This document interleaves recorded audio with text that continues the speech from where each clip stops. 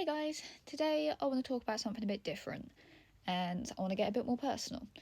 So, I'm going to take you through my journey with MS. I'm only 24, but I have had quite a long journey with it already so far.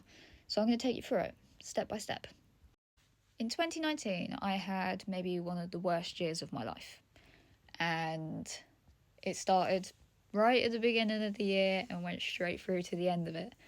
But it's really important to talk about this to understand how I got to where I am with having my diagnosis of MS, because it can show at the worst of times and it makes it really inconvenient.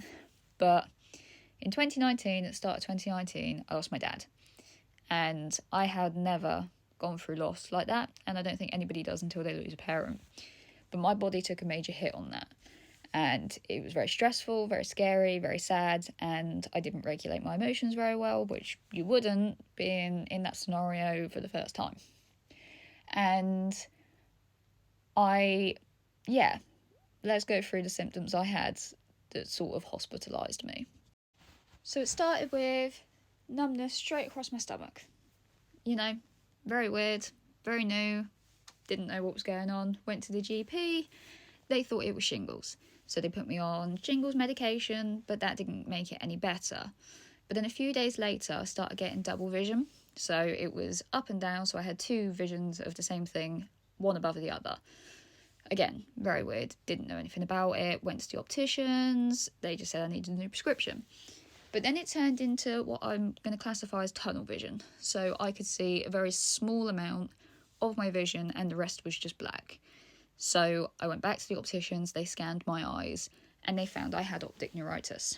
So it all started to, get a bit scary, a bit weird. We didn't know what was going on. We thought it was, maybe just stress. It happens. It does weird things to you. But then the shocking, most horrible part of this was I had full right side paralysis. I had no control. There was no movement. Scary. Basically, as the hospital crew says, I was showing all signs of a stroke, but I was compos mentis. I was speaking. It wasn't a stroke, so they took me to hospital. Got to the hospital. Obviously, they had the rundown. They knew sort of everything symptoms-wise, and they outright told me, Hope, it's probably just down to a migraine mixed with stress. Fair enough. That makes perfect sense. A lot has gone on. Migraines and stress do weird things to you, so it was fine. But they still wanted to send me for scans of my brain just to make sure there wasn't anything scary going on. And it was at that point we knew something wasn't right when the doctors came back in and they said the scan showed something. Now, what I didn't expect them to say was my scan lit up like a light bulb. No exaggeration, that was the words they used. The left side of my brain lit up like a light bulb. So there I stayed. I stayed in hospital for a week. In that week, there was so many tests, so many scans, and the most horrible test that I went through was a lumbar puncture. I'm not going to get into what that is, it's pretty disgusting, so, if you guys want to know what that is, go and have a Google. But I will tell you, it was that found what was wrong with me, along with all the scans and all the other evidence, but that was a key part in finding out what was wrong with me. Although it being very traumatic and I hated it and it weren't good at all, it was what found it. But yeah, so the lumbar puncture, multiple MRIs, CT scans, blood work, this, that, the other, the whole shebang to try and find out what was actually wrong with me. Like I said, I was in hospital for a week, and that led to the 1st of April 2019. That was a week after my dad's funeral. Everything had been so bad at the start of the year, and I thought, this can't be good. The doctors came in, one main doctor and 3 junior doctors, and they sat me there and they said, look, we have some quite bad news. You have significant brain damage. Whoa. I am 18. To be told that I have quite significant brain damage at 18 was scary. I cracked a few jokes here and there, coping mechanism. It was still scary. And that's when they told me I had MS. No more information, no nothing, just that I had MS. I didn't know what that meant. So, yeah, 18 years old, sat in a hospital, being told you have significant brain damage, you have MS, to be discharged, because that was all they could do for me at that time.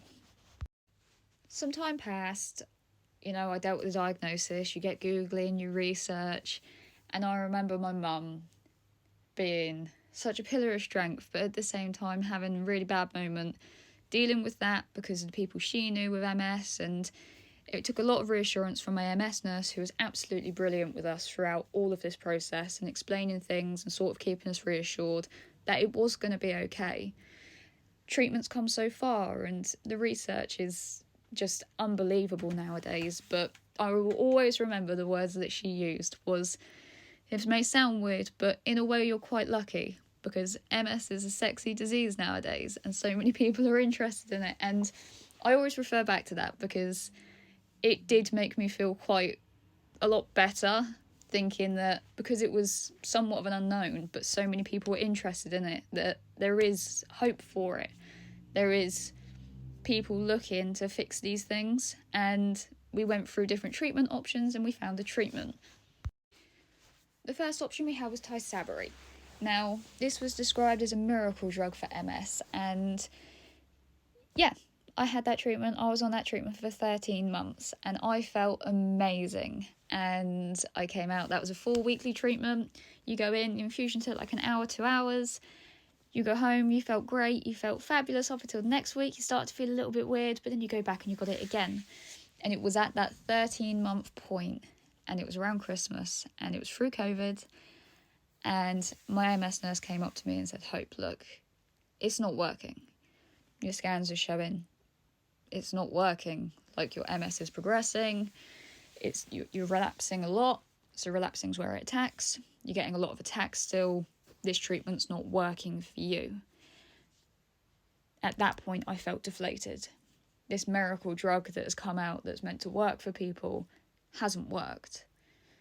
And I had never felt quite so much panic as what I did in that moment, because I thought, this is it.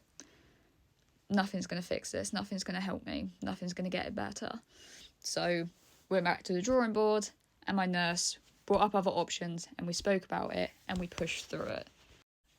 But just back on that point, for the people who do take Tysabri, don't feel too deflated if it doesn't work. And it was on that treatment I very much realised that a placebo effect is real. I felt great. I believed that I was doing great. I felt nothing. As in, I felt so good. I believed this was working. This was the drug for me. It has fixed me. It's great. Hindsight, it wasn't. And that is when I learned that a placebo effect is real. If you believe you're better, you won't feel it. And, well, I didn't. And it was scary. Because I thought this was it. I thought I was doing great. I thought I was amazing. I thought I was fixed. I thought I was being healed. But I wasn't. And that's where a placebo effect comes into it. So then we went on to a drug called Ocrevus. Now, same basis, still an infusion, still sitting in hospital for hours, but this one's every 6 months. You get the leaflets, you read through it. Same basis, harder drug, harder treatment, every 6 months instead of every 4 weeks. No brainer. Amazing. And so far, my CT scans have showed nothing new. I have my MRI coming up in a few weeks.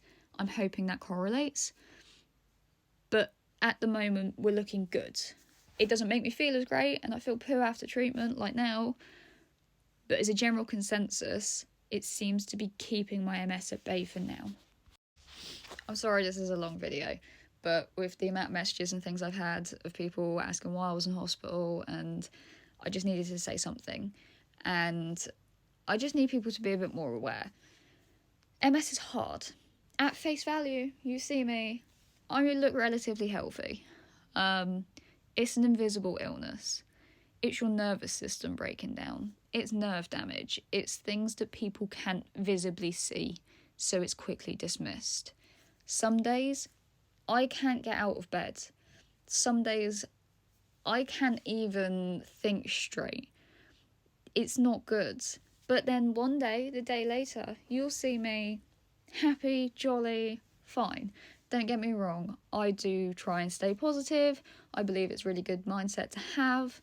I believe that if you feel good in yourself and you bring happiness into your life, you know, that does do wonders to a physical side of your body. Good mental health, good physical health, that sort of basis. It sounds quite corny, quite frankly, but, you know, I think it works. I just wanted to give you guys a bit of a rundown. I've never really spoke about it too much on any of my platforms, but I think MS needs to be spoke about more. It is difficult. It is hard work. So, yes. Say hi to Frank. But yeah, that's my little MS journey. So, yeah, I might go through some more things with you guys about MS soon. But for now, cheers to the messages. We're good. We're feeling like poo, but treatment was good. I love you all. Goodbye.